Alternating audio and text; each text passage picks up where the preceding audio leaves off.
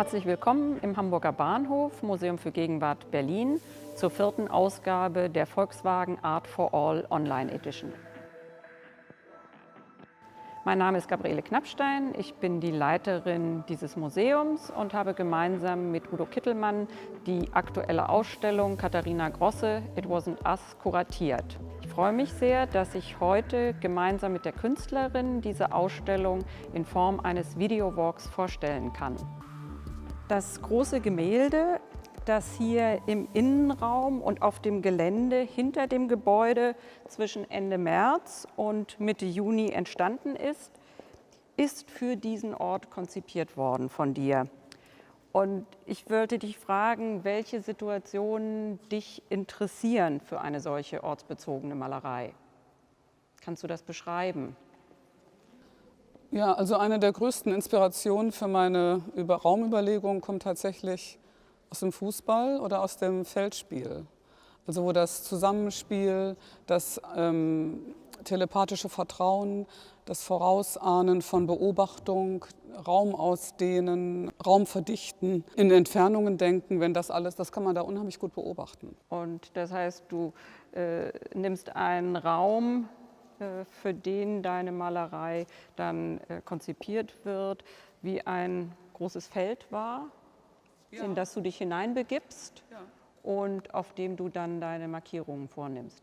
Ja, ich nehme das als Feld wahr. Das Feld besteht aber nicht aus an der Fläche, sondern das Feld besteht letztlich wie im Stadion ja auch aus ganz vielen Elementen, die drumherum sich irgendwann, weiß man gar nicht mehr, wo hört das eigentlich auf. Also ich glaube, dass das Periphere auch einen enormen Einfluss hat auf die Bedingungen, die dann die Arbeit herstellen. Also ich empfinde eine Arbeit als eine Art Zusammenfall von Möglichkeiten. Sowohl der Begebenheit, in der wir uns befinden, mit der Architektur, mit der Größe, dem Volumen, der Möglichkeit nach draußen zu laufen, der Andersartigkeit des Außenraums in seiner Funktionalität, als hier der institutionelle Rahmen mir bietet. Und dann natürlich die Leute, mit denen wir arbeiten. Die kuratorische Einladung hat ja auch eine Intention, die verschwindet ja nicht dadurch, dass plötzlich die Arbeit dann an einen Ort tritt, der die Einladung verursacht hat. Und diese ganzen einzelnen Elemente plus dem Zustand, in dem sich meine Arbeit gerade in dem Moment befindet und meinen Überlegungen zum Malen und zu dem, was ein Bild heute sein kann. Diese Sachen, die greifen zusammen und die verändern sich ständig in ihrem Gefüge. Die bleiben nicht fest. Du hast ja in den vergangenen Jahren wiederholt solche In-situ-Arbeiten machen können im Außenraum, sowohl in einem rauen Umfeld wie in Philadelphia auf einem Bahngelände. Du hast eine Außenarbeit gemacht am Strand in der Nähe von New York mit einem Strandhaus, das du mit deiner Malerei überzogen hast. Zuletzt ein Parkgelände in Aarhus, wo du auch über den Rasen und die Vegetation hinweg gemalt hast. Also deine Malerei, wie du sagst, kann überall landen. Ja, ein Bild kann überall. Also ich finde, Farbe oder ein gemaltes Bild kann überall landen. Es hat eine bestimmte Fähigkeit, in Unabhängigkeit von den äußeren Bedingungen aufzutreten. Aber natürlich wird es durch die äußeren Bedingungen immer konditioniert.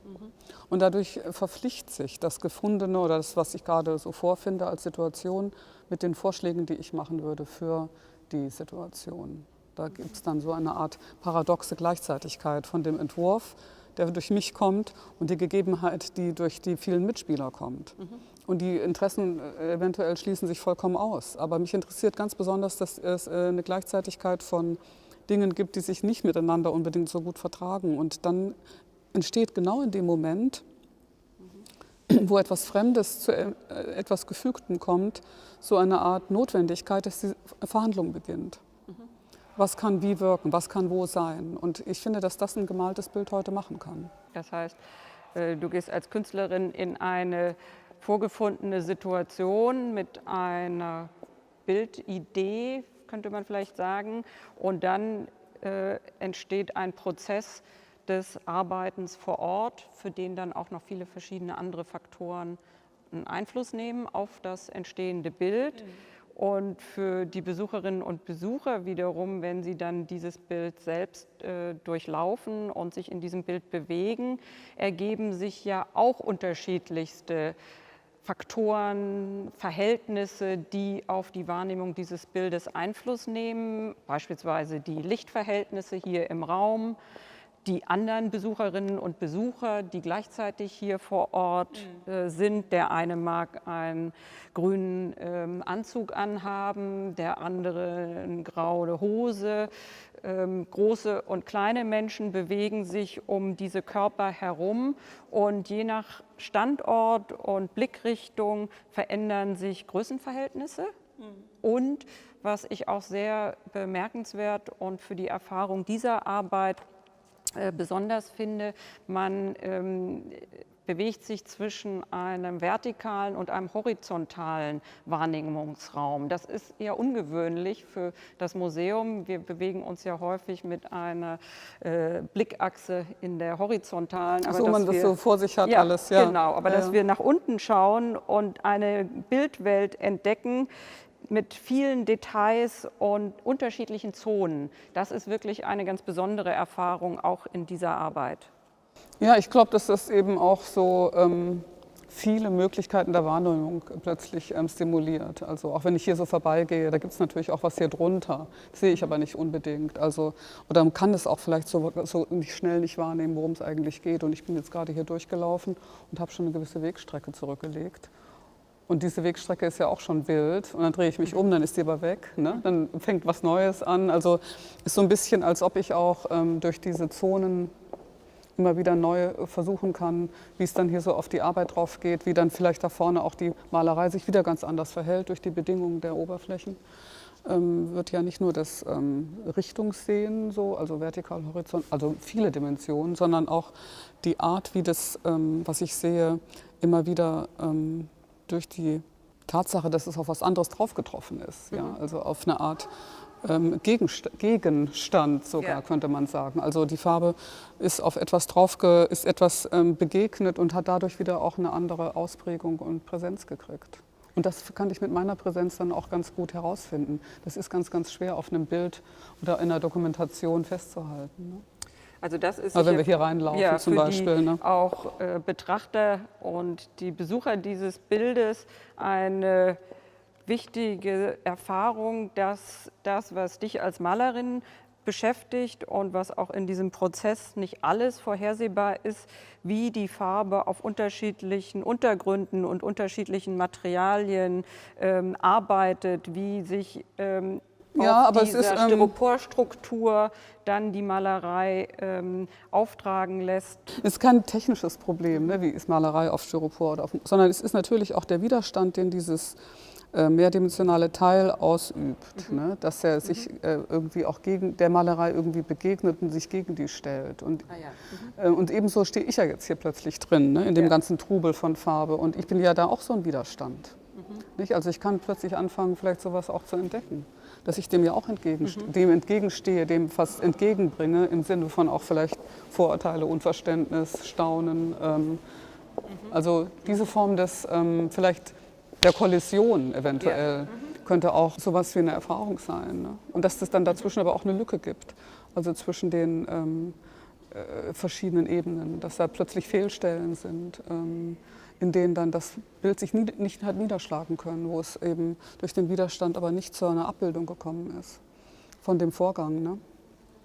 Dieses Moment der verschiedenen Zonen, die sich über das ganze große Bild hinweg entwickeln, ist ja ein kompositorisches Moment, wo du im Prozess des Arbeitens einerseits dich in einem bestimmten Bereich des Bildes bewegst, aber gleichzeitig auch das Ganze vor Augen hast. Und diese Entscheidung, in einer bestimmten Zone zu arbeiten und gleichzeitig doch das Ganze mitzudenken, das stelle ich mir als eine sehr energieverbrauchende Tätigkeit vor.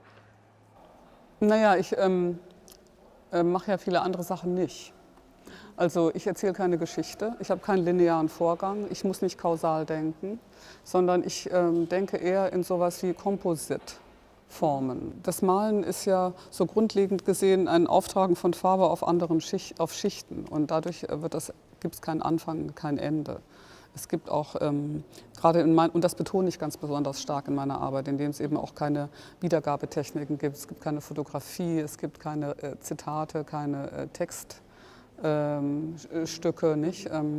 Ich verlasse mich da vollkommen im Kern auf die Arbeit mit der Farbe, mit den verschiedenen farbigen Zonen, mit dem Zusammendrehen der farbigen Elemente zu einem Strang sozusagen, in einer Art von fast Gleichberechtigung der Farben, die dann das Ganze durchfluten, die ganze Arbeit. Und dadurch wird natürlich schon eine so ziemlich große Form hergestellt, durch diese Flutung mit dem Farbstrang. Und dem wird dadurch auch, dem kann ich Richtungswechsel vornehmen durch diese Sachen. Ich kann aber natürlich habe ich immer diesen Cluster, also immer das Übereinanderliegen dieser vielen Schichten. Das ist eine Form des zeitlichen Denkens, die ist total verschieden von dem, was durch Sprache passiert, durch Film, durch Gehen, durch Laufen, durch Nacheinander, durch sowas wie Blättern oder so. Und das ist insofern eine ganz andere mentale Disposition und ein anderes Training, was ich als Malerin habe, als jemand, der zum Beispiel Filme macht oder Musik schreibt. Was du da gerade beschreibst als vielleicht spezielle Anstrengung, ist letztlich macht für mich gerade Malerei so interessant. Und das bilde ich natürlich über viele, viele Jahre aus. Also wenn du meine erste Spreearbeit anschaust, aus der Kunsthalle Bern vor fast 20 Jahren, würde ich sagen, war die. Das war ja ein Grün. Und, in einer Raumecke. In einer Raumecke. Und und da konnte ich ganz viele Sachen beobachten, die heute immer noch für mich ganz, ganz grundlegende Prinzipien sind. Wie zum Beispiel, dass der gemalte Raum auf den plastischen Raum trifft, dass das verschiedene Regelwerke sind, die miteinander kollidieren, dass die sich eigentlich ausschließen, aber trotzdem gleichzeitig sind.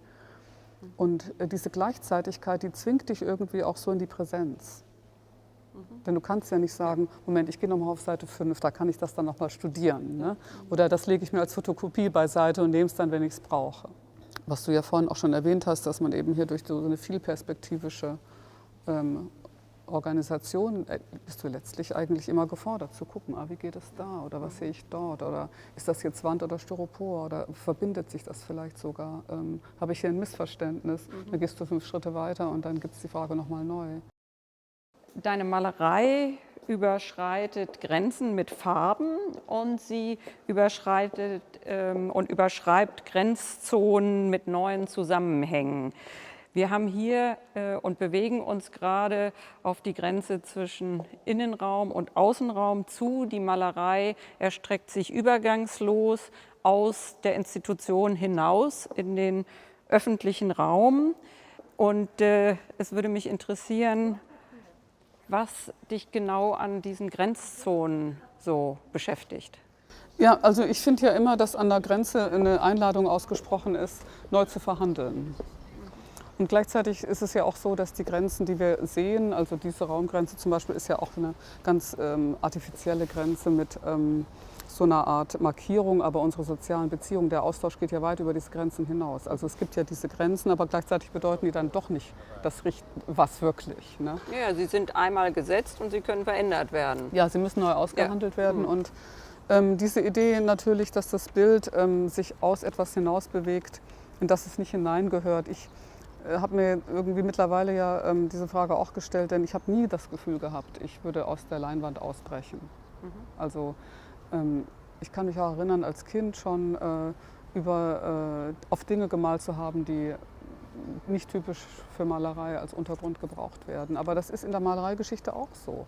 Es kann überall drauf sein, auf Holz, auf Steinen, unter der Höhle, auf Blatt, auf Papier, auf Haut. Ne? Es ist die allermöglichste Form der Malerei, haben immer traditionell stattgefunden. Und erst durch das Portabelwerden des in der bürgerlichen Sammlung stattfindenden Tafelbildes gibt es diese Konfusion, dass man aus etwas ausbrechen müsse, um wieder in die Freiheit zu kommen. Und ich sehe es eher so, dass das Bild von außen reinkommt.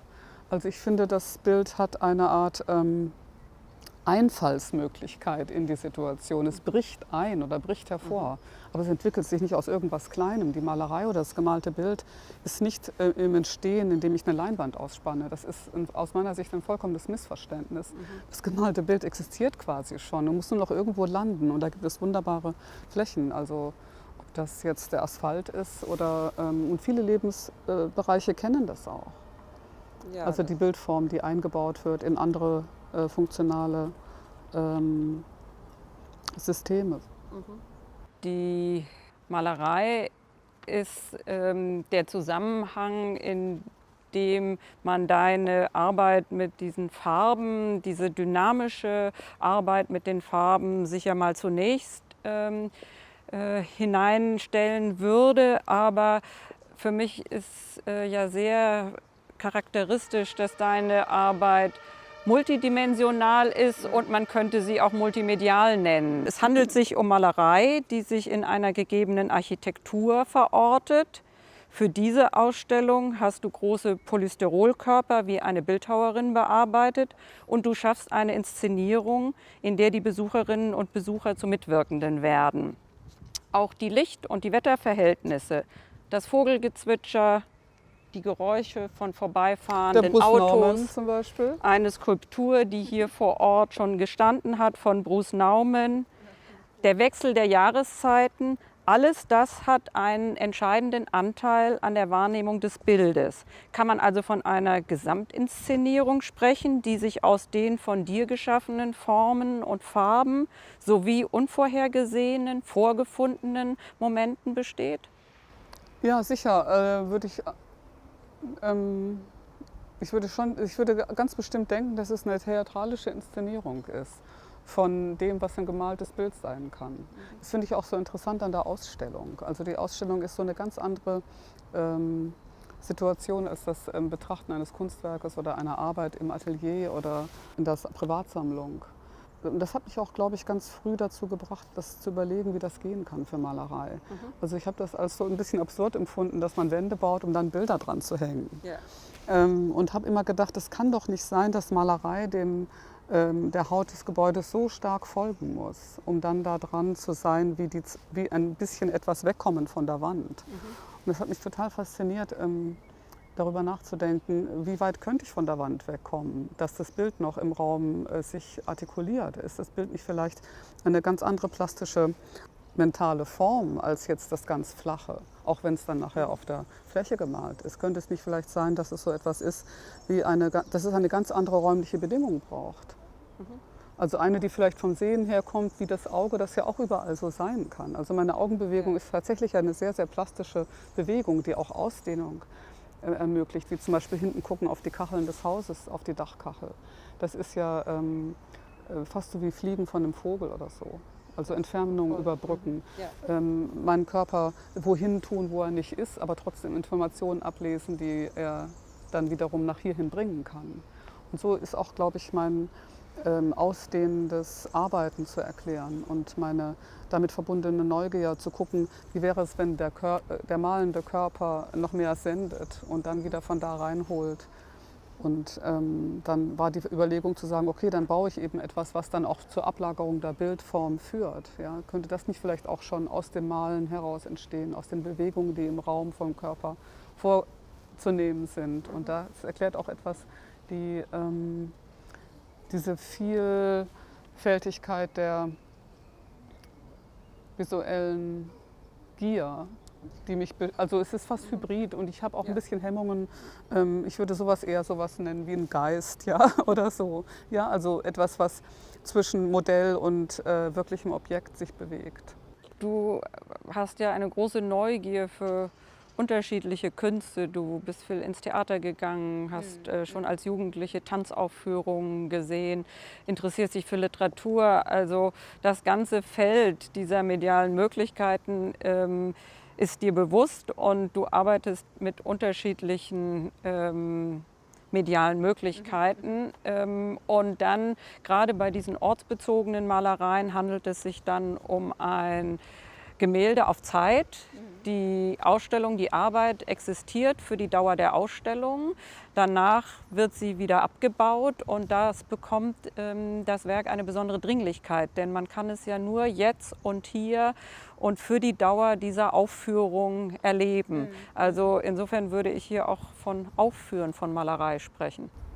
Ja, also ich finde auch es gibt eine solche Schönheit in der Verschwendung. Und die Schönheit, die dauert dann an, gerade weil das ja ein Ereignis ist und weil das Ereignis in der Gegenwart erloschen ist. Also dadurch gibt es auch diese Einmaligkeit, ja, einmal und nie wieder. Ja, und Ja. das ist eben ein besonderes Format, das du hier wählst. Du arbeitest ja auch auf Tafelbildern, Malerei auf Leinwand, es gibt bemalte Körper, aber diese In-situ-Arbeiten sind eben für die Dauer einer Ausstellung konzipiert und entstanden. Und sie haben eine große Dynamik. Und diese Dynamik ist für den Besucher und die Besucherin, die sich hier durch das Bild bewegen, sehr gut erlebbar.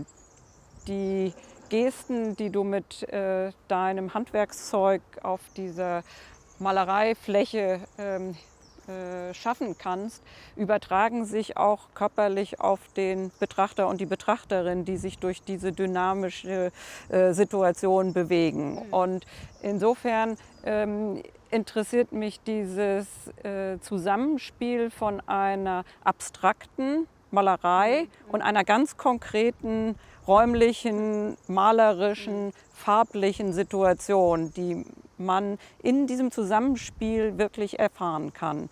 Ja, ich denke auch, dass das, was du da beschreibst, vielleicht sich schon herauswindet aus dem Begriff abstrakte Malerei. Also das ist ja doch auch ein historischer Begriff, der zwar jetzt schon mehrere Generationen in der Erneuerung sich befindet, aber